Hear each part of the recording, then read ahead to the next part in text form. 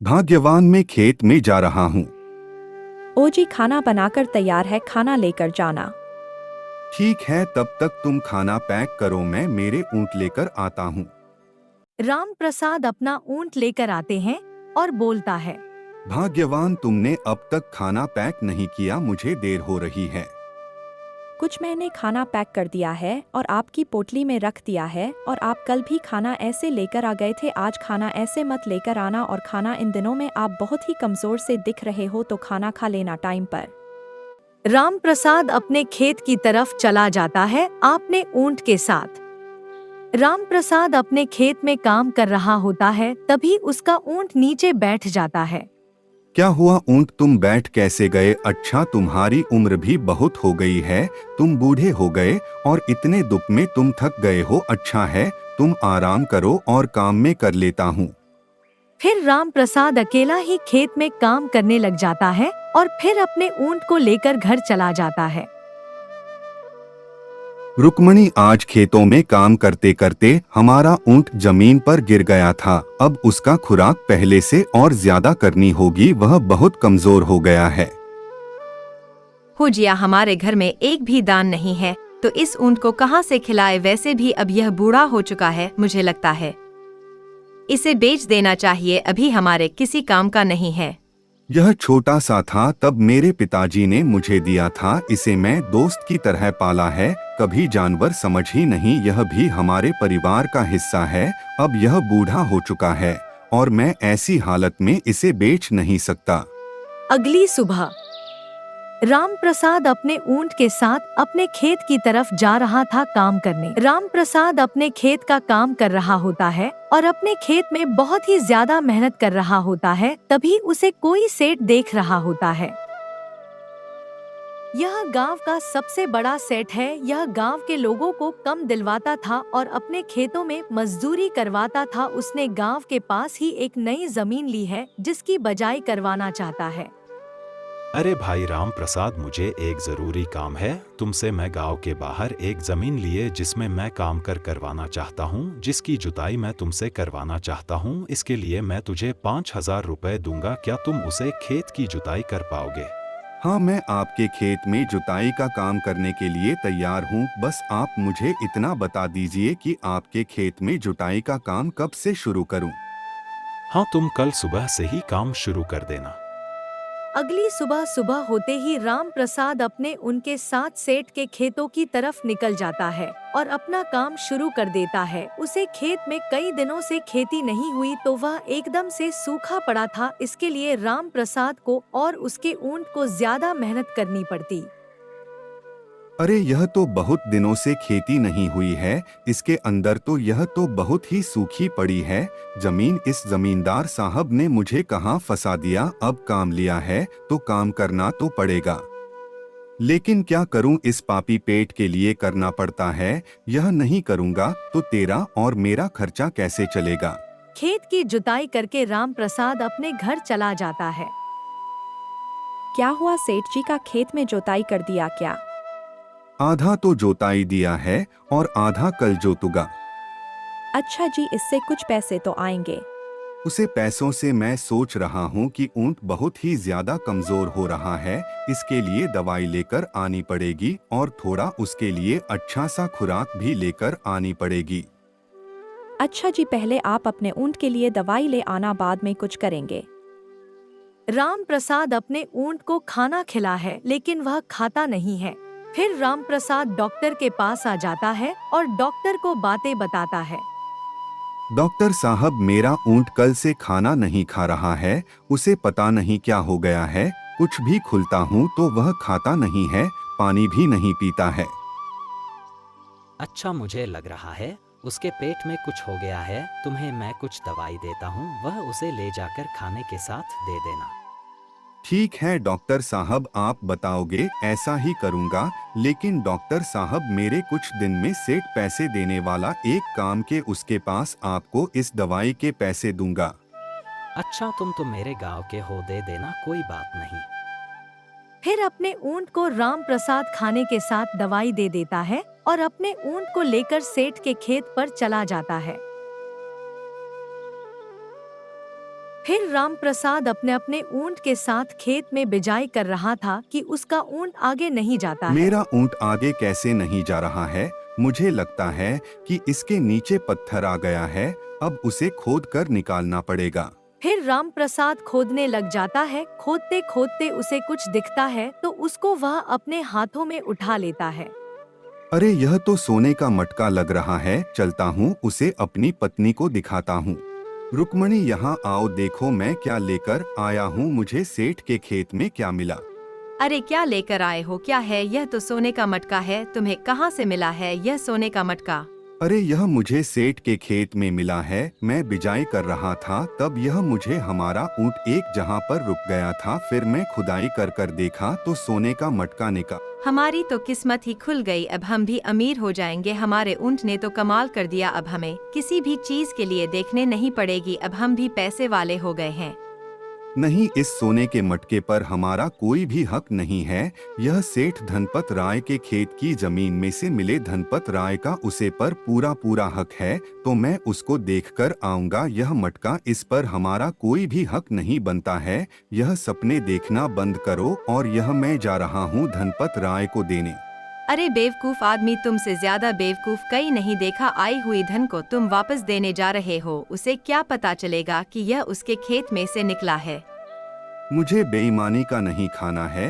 मैं मेरी मेहनत मजदूरी से ही खा लूंगा। जितना ऊपर वाला देगा उसमें राजी रह लूंगा। फिर राम प्रसाद से सेठ धनपल के घर पर पहुंच जाता है और उसे सारी बातें बताता है। मटका लेकर तुम मेरे घर पर क्यों आए हो? सेठ जी, यह तुम्हारे खेत की जमीन में से निकला है। मैं खुदाई कर रहा था, तब मुझे यह खुदाई के अंदर मिला और इस मटके पर आपका हक है, इसलिए मैं आपको देने आया हूँ।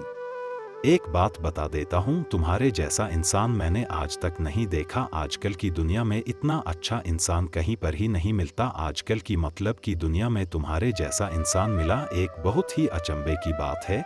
इस सोने पर मेरा कोई हक नहीं है। यह संपत्ति सरकार की होगी जो हमारे देश के गरीबी मिटाने के काम में आएगी, और मैं तुम्हें सरकार की तरफ से इनाम दिलवाऊंगा।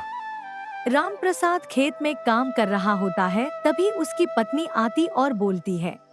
फौजी, सुनते हो क्या? हमारा ऊंट खाना नहीं खा रहा है। घर चलो मेरे साथ। पता नहीं क्या हुआ है उसे।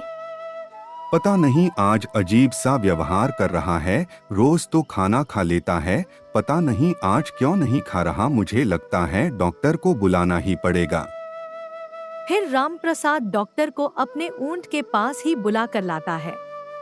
डॉक्टर साहब, पता नहीं है खाना क्या क्यों नहीं खा रहा है। कल रात से इसलिए खाना नहीं खाया, पता नहीं से क्या हुआ है। मुझे लगता है इसकी पहले वाली तकलीफ जो अब ज्यादा बढ़ गई है। मुझे इस नजदीक जाकर चेक करना पड़ेगा। फ्री में आपको कुछ बता सकता हूँ। फिर डॉक्टर साहब जाकर ऊंट को चेक करते हैं और फिर बोलते हैं। तुम्हारे ऊंट तो एक बड़ी बीमारी का शिकार हो गया है और इसको बचाना है तो बहुत खर्चा होगा, और इसकी दवाई यहाँ से नहीं शहर से लानी पड़ेगी, जिसमें 10 से 20 हजार तक का खर्चा होगा। मैं गरीब आदमी, इतने पैसे कहाँ से लेकर आऊंगा? मैं तो एक किसान। तो तुम्हारा ऊंट की बीमारी बहुत ही बड़ी है। इसके लिए शहर से दवाइयाँ लानी पड़ेगी और वह महंगी आएंगे। अब तुम सोचकर सुबह तक आ जाना। पैसे हो तो हम साथ में चलेंगे शहर, दवाई लेकर आएंगे।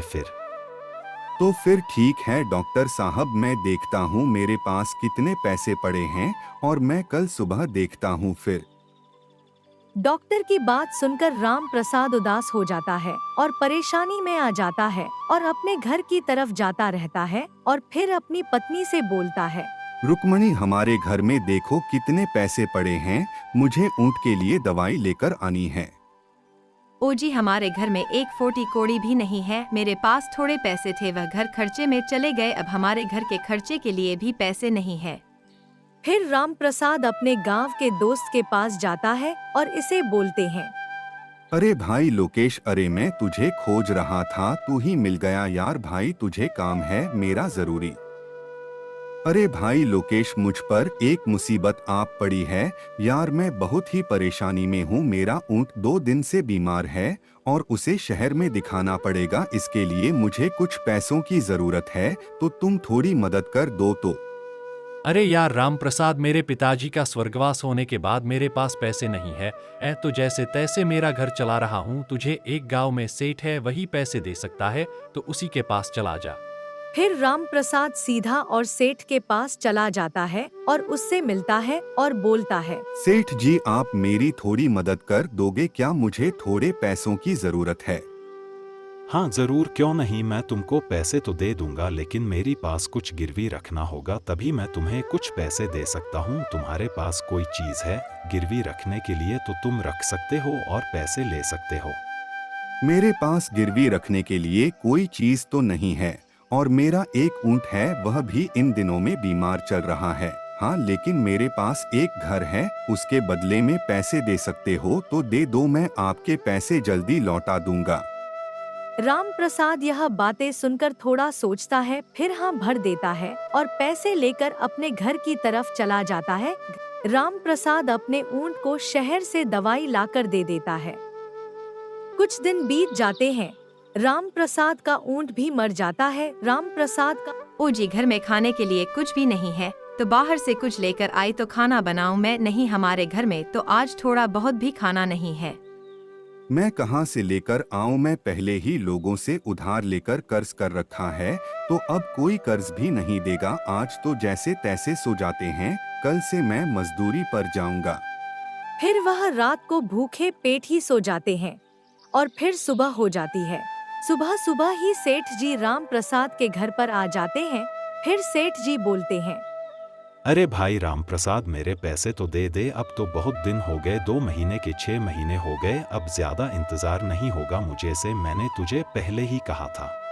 सेठ जी, मुझे थोड़े दिन और दे दो, मेरी हालत इन दोनों बहुत ही खराब है, मेरे पास इन दोनों पैसे नहीं है, मेरा ऊंट भी मर गया।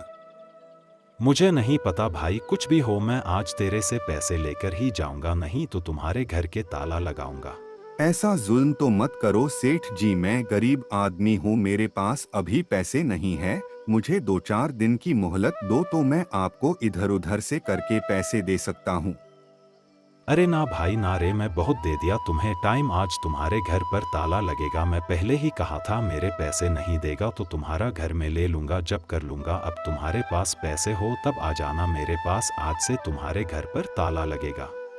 सेठ ने राम प्रसाद और उसकी पत्नी को उन्हीं के घर से बाहर निकाल दिया था और घर पर ताला लगा दिया। राम प्रसाद बेघर हो गया था। राम प्रसाद की पत्नी बोलती है, ओ जी, अब हम कहाँ जाएंगे और क्या करेंगे? हमारा घर था वह तो इस सेठ ने जब्त कर लिया है, अब हमारे पास पैसे भी नहीं है, तो अब हम कहाँ जाएंगे, कहाँ रहेंगे? रुक्मणी, मैं भी यही सोच रहा हूँ, अब हम कहाँ जाएंगे, कहाँ रहेंगे? अब हमें के पास एक ही रास्ता है, हमारे खेत के अंदर ही रहना पड़ेगा।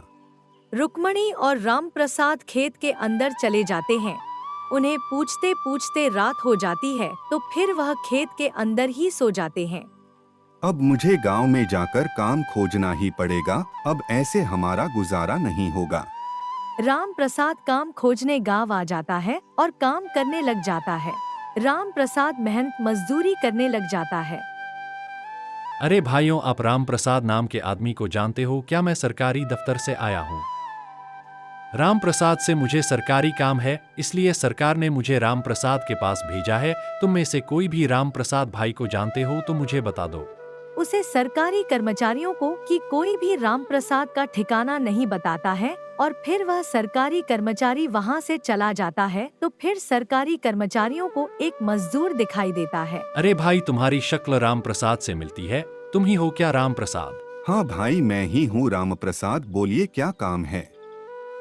अरे भाई राम प्रसाद, तुम्हें सरकार की तरफ से इनाम मिला है। तुम्हें जो सरकार को सोना दिया था उसका 10% तुम्हें मिला है, तो कल आकर तुम तुम्हारे पैसे ले जाना सरकारी दफ्तर से।